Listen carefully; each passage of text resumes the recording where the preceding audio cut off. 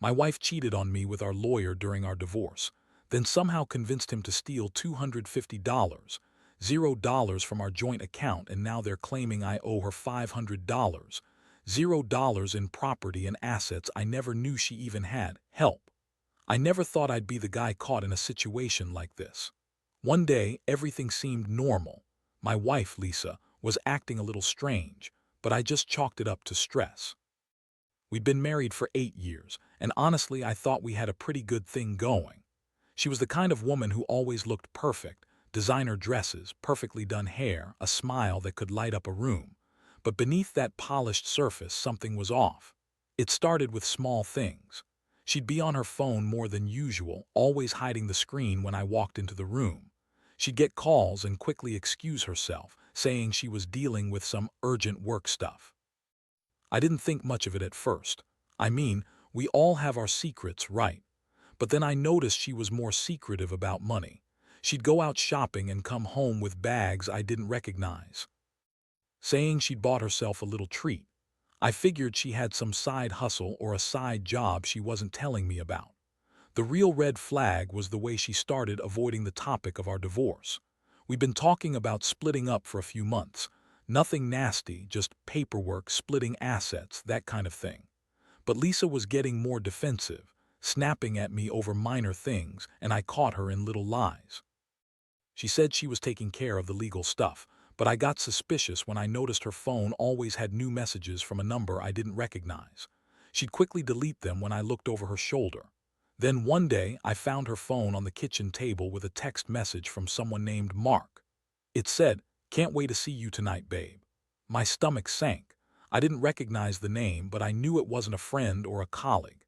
I felt a strange knot forming in my stomach. I didn't want to jump to conclusions, but I had a gut feeling that something was seriously wrong. That night, I decided to check her phone when she went to bed. I had to be sure. I snuck into the bedroom, unlocked her phone, and scrolled through her messages. What I saw made my blood run cold. There were dozens of texts, flirtatious and suggestive, between her and this Mark guy. They talked about meeting up, about secret plans, about how much they missed each other. I couldn't believe it. Lisa, my wife, was cheating on me with our lawyer, no less. His name was Jason. I was stunned.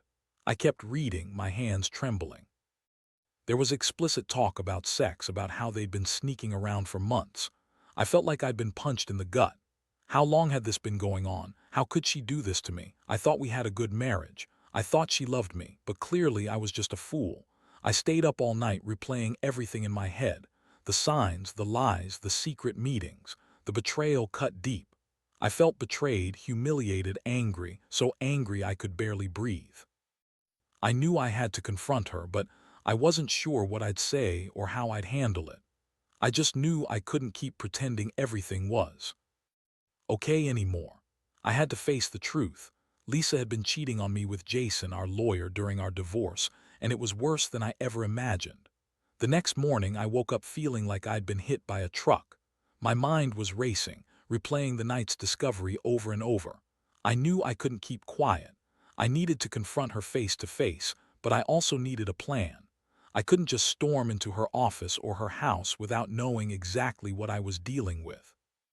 So I decided to do some digging, more than just snooping through her phone. I needed proof, concrete evidence, something I could hold over her head if it came to that.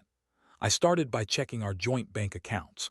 I'd always been the one managing the finances, but Lisa had recently taken over more of it.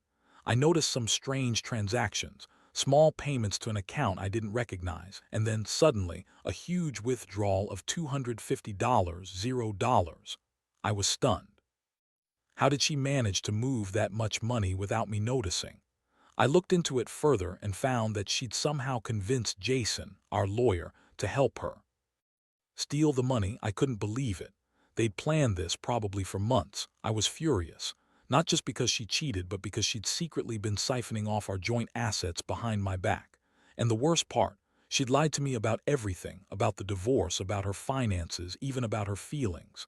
I felt like I'd been living in a bubble, and now everything was crashing down around me. I decided I had to get more concrete proof. I hired a private investigator. I wanted to catch her in the act if I could. Over the next few days, I watched her routine. She was sneaky, always looking over her shoulder, talking in code on the phone. I followed her to a fancy hotel downtown. She was meeting someone. I parked nearby and saw her go inside with a man who looked a lot like Jason, the lawyer. They stayed there for a couple of hours, then left together. I got a picture of her with him, holding hands. That was it. The confirmation I needed. I was spiraling. I couldn't believe my wife was capable of this level of deception. The woman I thought I knew was gone. Now. I had proof that she was cheating on me with our lawyer and that she'd stolen $250,000 from us. The betrayal was complete. I felt a mix of shock, rage, and heartbreak. I knew I had to confront her, but I also knew I couldn't do it alone. I had to prepare myself for whatever she'd say or do next. Before I made any move, I sat down and gathered all my evidence. The text messages, the bank statements, the photos. I needed to be calm, strategic. I couldn't let her spin her lies again. This was it.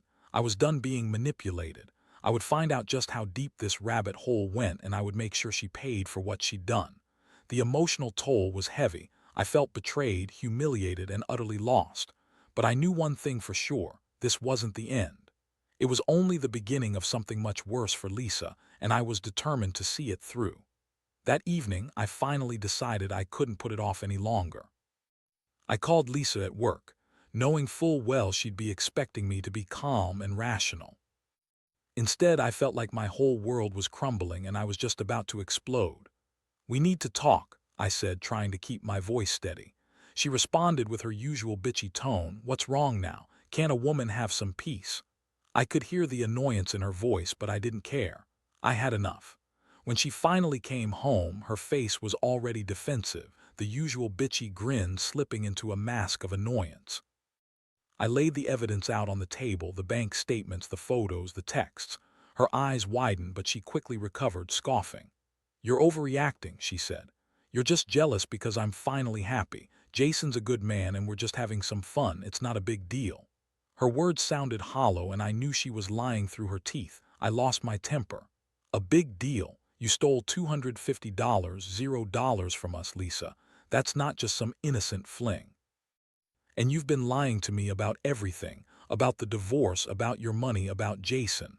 How could you do this? How could you betray me like this?" She rolled her eyes, crossing her arms. "It's none of your business. I did what I had to do.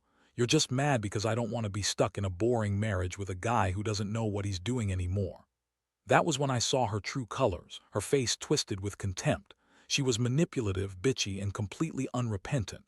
I felt rage boiling up inside me. How could she sit there and deny everything? How could she lie so effortlessly? I was furious, but I also felt a deep sadness. This woman was a stranger now. Someone I didn't even recognize. I told her I had evidence, that I knew about the affair and the theft. Her smile faded a little, but she quickly recovered. "You're just jealous," she repeated. "You always were insecure. Jason's better than you ever were. You're nothing without me." That was the moment I realized I was dealing with someone who had no conscience, no remorse. She was a master manipulator and I was just a pawn in her game. I knew I couldn't trust her anymore. Not as my wife, not as a person. I told her I was done, that I was going to take legal action, that she'd have to face the consequences. Her eyes flashed with anger. "You're making a mistake," she snapped. "You have no idea what you're getting into. You'll regret this." I knew she was bluffing, but her words hit me hard. I felt helpless, betrayed, and angry all at once. That night I couldn't sleep. My mind kept racing over everything. I knew I had to act fast. I needed to get a lawyer, figure out how deep her lies went, and prepare for the fight of my life. My wife, Lisa, had turned into someone I barely recognized. A manipulative, lying, cheating bitch who had stolen from us and betrayed everything I thought we stood for. The emotional pain was overwhelming, but I also felt a strange sense of clarity. I was done being a victim. From now on, I was going to fight back, no matter what it took. The next few days were a whirlwind. I threw myself into gathering every piece of evidence I could find. I contacted a lawyer I'd been recommended, and from there, things escalated quickly. I handed over all the documents, bank statements, the photos of Lisa with Jason, the texts, everything. My lawyer, Mark, was sharp, experienced. He told me that what Lisa had done wasn't just betrayal, It was financial fraud and it was serious. The $250, $0 she convinced Jason to steal from us was just the tip of the iceberg. I couldn't believe how quickly everything spiraled. Mark explained that Lisa had been working behind my back for months, planning this whole scheme. She convinced Jason to help her siphon money from our joint account, promising him a cut or some kind of payoff. It all made sense now, her sudden interest in the lawyer, her secret meetings. She'd been playing me from the start and I'd been too blind to see it. Meanwhile, Lisa kept up her act. She'd come home, act like she was the victim, saying I was overreacting, that I was insecure, that I didn't understand her needs. She would lie blatantly, insisting she was just having an affair with Jason for fun, that she didn't mean to hurt me. But I knew better. She lied about everything before, so I didn't trust a word she said anymore. I could see the bitchy smirk she'd wear when she thought she was winning, like she was untouchable. One evening I decided I'd had enough of her bullshit. I confronted her again, this time with my lawyer on speakerphone. I told her that I knew she was lying about everything, that I had proof of her affair, her theft, and her manipulations. I told her I was filing for full divorce and I was going to make sure she paid for her crimes. Her face twisted into a sneer and she snapped, "You're just jealous because I'm finally happy. Jason makes me feel alive. You're old news." That was the moment I realized she was completely incapable of remorse or empathy. She was just a selfish bitch who thought she could get away with anything. I felt a mix of rage and devastation. I'd trusted her, I'd loved her, and now I saw her for what she really was, a manipulative, lying, cheating woman who had no problem destroying our marriage and stealing from me. But I also knew I had to stay strong. This wasn't just about her cheating, it was about justice. I wanted her to pay for what she'd done. I wanted her to understand that betrayal had consequences. The hardest part was the emotional toll. I kept questioning myself. How could I have been so blind? Did I miss the signs? Was I just a fool for trusting her? But deep down, I knew I couldn't change the past. All I could do now was focus on the future, on making sure she faced the consequences and that I could rebuild my life, however long that took. I also realized I needed to be prepared for whatever she threw at me next. Lisa was a master manipulator and I wasn't about to let her control the narrative anymore. I was done being the victim. Now I was fighting for myself. The legal process moved faster than I expected. Mark, my lawyer, had all the evidence he needed to start proceedings. We filed for full divorce, citing her infidelity, financial fraud, and breach of trust. Lisa's reaction was predictable. She tried to spin it, to deny everything, to claim she was the victim. She called me a jealous, insecure loser, insisting she was free, and that Jason made her feel alive. But I wasn't buying her bullshit anymore. I knew her game. She was a manipulative bitch who thought she could lie her way out of everything. Meanwhile, the legal battle revealed even more disturbing details. It turned out Lisa had accumulated a secret stash of assets, properties, investments, and accounts I never knew about. She'd been hiding money all along. Jason, the lawyer, had been complicit in helping her set up fake accounts, transfer the stolen money, and cover her tracks. When the truth came out, it was like a bomb went off. The judge froze her accounts and we started the process of recovering what was stolen, though I knew some of it was gone for good. Throughout all this, Lisa kept up her bitchy attitude. She'd show up at court, smirking, acting like she was untouchable. She'd tell the judge she was the victim, that I was controlling, that she deserved everything she was claiming. But her lies crumbled under the weight of the evidence. Her manipulations were exposed and her reputation took a hit. She was furious, calling me names, trying to turn people against me. I couldn't care less. I'd finally seen her for what she was, a lying, cheating, manipulative woman who had no regard for anyone but herself. The emotional toll was heavy. I felt betrayed, humiliated, angry, and exhausted. I'd loved her once and now I was fighting to get my life back. Every day I wondered how I'd let her get so far, how I'd missed the signs. But I also realized I was stronger than I thought. I was finally taking control. I started focusing on myself, rebuilding my confidence, and figuring out what I really wanted from life. I wasn't sure how long it would take to heal, but I knew I had to keep fighting, both legally and emotionally. In the end, the court awarded me the majority of our assets, and Lisa was ordered to pay back the stolen money, though I knew she'd never be able to cover the full amount. Still, justice was served. She lost everything: her marriage, her reputation, her freedom to manipulate. And I was left picking up the pieces, but I was also finally free. Free from her lies, her betrayal, her manipulations. I learned a lot about trust and deception in those months, and I'd never let anyone get that close again without knowing exactly what I was dealing with. This whole ordeal has changed me. I don't think I'll ever fully forget what happened, but I will move forward. I've realized that sometimes the people closest to you can hurt you the most, and the best thing you can do is pick yourself up, learn from it, and never let anyone treat you like a fool again. That's what this nightmare has taught me: how to stand tall after being knocked down. And honestly, I'm just glad it's finally over. Looking back, I never thought I'd find myself in such a mess. My life was supposed to be simple: marriage, a good job, a future I planned with Lisa. But everything shattered the day I uncovered her lies. The betrayal cut so deep I thought I'd never recover. It's one thing to cheat, but to steal from me, to manipulate our entire life savings and then lie about it all.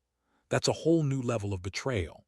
I still feel the sting of it every day, but I also feel a strange sense of relief. I finally see the truth, and I refuse to let her win anymore. What I've learned from this whole nightmare is that trust is fragile. You think you know someone, but sometimes you're just fooling yourself. Lisa was good at hiding her true self: bitchy, manipulative, utterly selfish. She convinced herself she was justified in everything she did, that her lies and theft were somehow deserved. But I see now that her actions only revealed her true character. I'm glad I caught her when I did, even if it cost me a lot of pain and heartbreak. Moving forward, I've decided to focus on myself. I've started therapy, working through the anger and betrayal. I've also taken steps to rebuild my finances and my confidence. I've realized I don't need someone like Lisa in my life, someone who manipulates, cheats, and steals. I'm better off alone than with someone so toxic. I want to trust again someday, but I'll be more careful, more cautious. I won't let someone take advantage of me like that again. To anyone going through something similar, I'll say this: trust your instincts. Don't ignore the signs, no matter how small. If something feels off, dig deeper. And if you find out someone you love has betrayed you, don't be afraid to fight back. It's hard, it's painful, but you have to stand up for yourself. Justice might not always be perfect, but it's worth fighting for. Protect yourself, learn from it, and don't ever let anyone strip you of your dignity. This experience has changed me, but it's also made me stronger. I've learned that even in the darkest moments, there's a way out. You just have to be brave enough to face the truth, no matter how ugly it is. Lisa's betrayal hurt like hell, but it also taught me what I'm really capable of: resilience, strength, and the will to rebuild. I don't know what the future holds, but I do know I won't let this define me. I'll keep moving forward, one step at a time, and make sure I never get like this again.